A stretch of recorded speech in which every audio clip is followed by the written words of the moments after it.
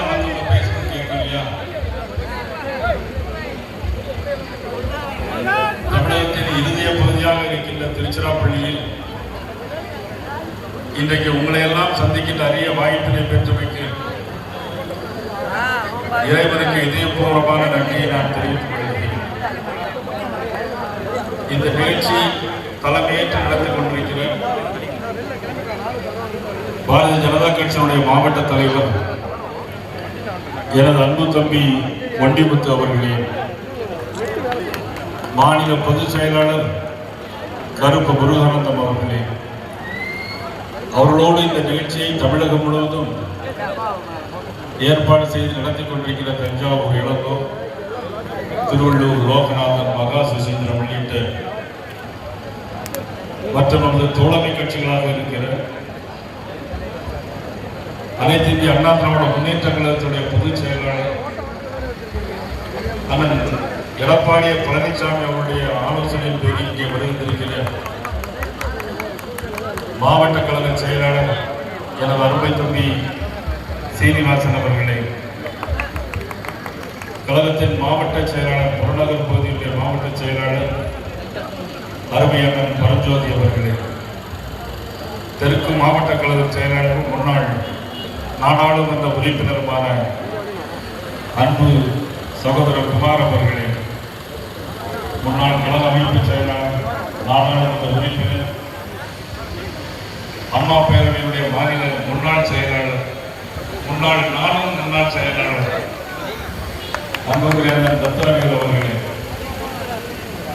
எனது அன்புக்குரிய சகோதரர் கொரடா மனோகரன் அவர்களே, முன்னாள் அமைச்சர் பழம்பதி அவர்களே, இணை பொருளாளர் சிவசுப்ரமணியன் அவர்களே, மாநில செயற்பொருள் ராமசூப் அவர்களே, நமது அகில இந்திய தேசிய ஒருங்கிணைப்பாளர் மதிப்புக்குரிய ஆசீர்வாதம் ஆச்சாரி அவர்களே, தமிழ் மாநில காங்கிரசினுடைய தெற்கு மாவட்ட தலைவர் குணா அவர்களே, தமிழ் மாநில காங்கிரசினுடைய தலைவர் இன்டர்நெட் ரவி அவர்களே, நமது பாரிவேந்தர் கட்சியினுடைய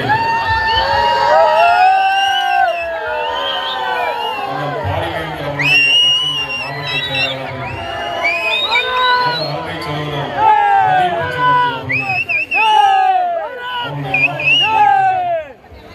தனபால் அவர்கள், பார்த்திபன் அவர்கள், ராஜேஷ் அவர்கள், ராஜேன் அவர்கள், பாலாஜி சிவராஜ் உள்ளிட்ட கண்ணன் திருமதி அவர்கள், தனபால் அவர்கள், ஐக்கிய மாவட்ட தலைவர் கருணாகரன் அவர்கள், டைமன் பாலு அவர்கள், திருச்சி மாவட்ட பொருளாளர் செல்லத்துறை அவர்கள், இந்த நிகழ்வில் திரளாக கலந்து கொண்டிருக்கின்ற அனைத்து ஒன்றிய நகர பேரூர் தோழமை கட்சியுடைய பொறுப்பாளர்கள், மகளிருடைய பொறுப்பாளர்கள், அகில இந்திய அளவில் வருகை தந்திருக்கின்ற எங்களது ஸ்போர்ட்ஸ் பர்சன், எங்கள் அகில இந்திய ஸ்போர்ட்ஸ் பர்சன் பஸ்வான் அவர்களே, உங்கள் அனைவருக்கும் எனது பணிபுரிந்த வணக்கத்தை நான் தெரிவித்துக் கொள்ள கடமைப்படுகிறேன். இன்றைக்கு தமிழரின் எழுச்சி பயணமாக நான் ஒரு பக்கம் புறப்பட்டு வந்து கொண்டிருக்கிறேன். அண்ணா திராவிட முன்னேற்ற கழகத்தினுடைய பொதுச் செயலாளர் அண்ணன் பிபிஎஸ் அவர்கள் கிட்டத்தட்ட 200 சட்டமன்ற தொகுதிகளை தாண்டி அவர் ஒருபுறம் இன்றைக்கு பயணத்தில் ஈடுபட்டு கொண்டிருக்கிறார்கள். ஆனால் இதெல்லாம் என்னுடைய நிறைவுள்ள வரக்கூடிய ஜனவரி 9ஆம் தேதி புதுக்கோட்டையில் நடைபெறுவதாக உத்தேசிக்கப்பட்டு இன்றைக்கு கால்கோள்களாக நாட்டப்பட்டிருக்கிறது. அதில் மாண்புமிகு பாரத நரேந்திர மோடி அவர்கள் அதிலே கலந்து கொண்டு சிறப்புரையாற்றுவதற்காக வரவிருக்கிறார்கள்.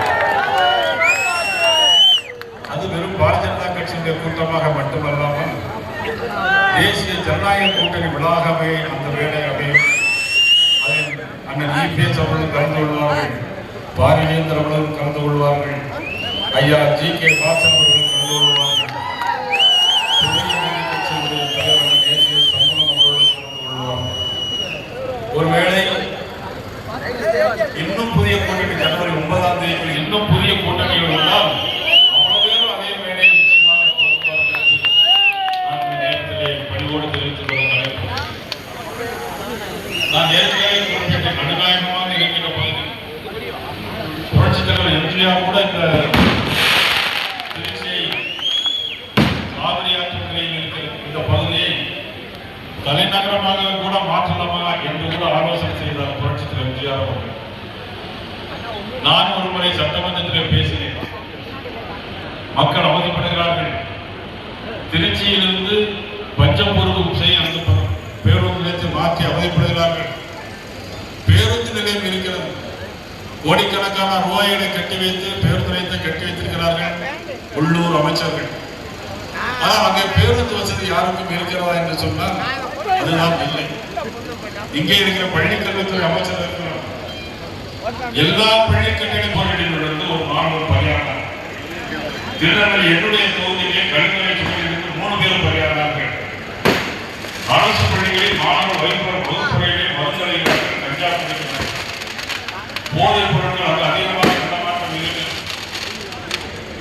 ஆனால் இதையெல்லாம் கண்டுகொள்ளாமல் இவர்கள் இன்றைக்கு அமைச்சர்கள் என்ன வேலை செய்து கொண்டிருக்கிறார்கள் சொன்னால் துணை முதலமைச்சருக்கு துணையாக போயிருந்த அமைச்சராகத்தான் இருக்கிறாரே தவிர பள்ளிக்கல்வித்துறை அமைச்சராக இருப்பதாக தெரியவில்லை.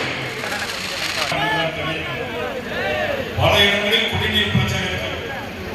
என்னுடைய தொகுதியிலே குடிநீர் பிரச்சனை ஏராளமாக இருக்கிறது. 20 ஆண்டுகளுக்கு முன்னாலே போடப்பட்ட குடிநீர் திட்டங்கள், அதாவது காவிரியிலிருந்து இன்னைக்கு கிட்டத்தட்ட திருச்சி மாவட்டம் முழுவதும் எல்லா இடங்களுக்கும் காவிரி தண்ணீர் போகிறது. இருந்தாலும் தண்ணீர் பற்றாக்குறை, குடிநீர் பற்றாக்குறை. ஆனால் இதையெல்லாம் செலவிட்டிருக்கிறார். திருச்சி மாவட்டத்தில் மட்டும் பாரத நரேந்திர மோடி அவர்கள் ஜல்ஜீவன் திட்டத்தின் மூலமாக 6 லட்சம் வீடுகளுக்கு குடிநீர் இணைப்பு கொடுத்தது மத்திய அரசு. இந்த திருச்சிராப்பள்ளி மாநகராட்சி போல 11 மாநகராட்சி 1500 கோடி ரூபாய் ஸ்மார்ட் சிட்டி திட்டம் மூலம் கொடுத்தது மத்திய அரசு. ஸ்மார்ட் சிட்டி எந்த பாதாள சாக்கடையும் முறையாக போக்குவரத்து சாலை வசதியும் முறையாக திருநெல்வேலி மாநகராட்சி, திருச்சி மாநகராட்சி, சேலம், ஈரோடு மாநகராட்சி தலா ஒவ்வொரு மாநகராட்சியிலும் 1500 கோடி ரூபாய் கொடுத்திருக்கிறார். இதே மாவட்டத்தில் வாழை அதிகமாக விவசாயம் நடைபெறுகிறது. வாழைப்பழத்திற்கு ஆதரவுகளை தருவதாக சொன்னார்கள். ஆதரவுகளை தருவதாக சொல்லிவிட்டு இதுவரையிலும் அவர்கள் செய்யவில்லை. இவ்வளவு ஒரு மோசமான ஆட்சி நடைபெற்றப்பட்டிருக்கிறது.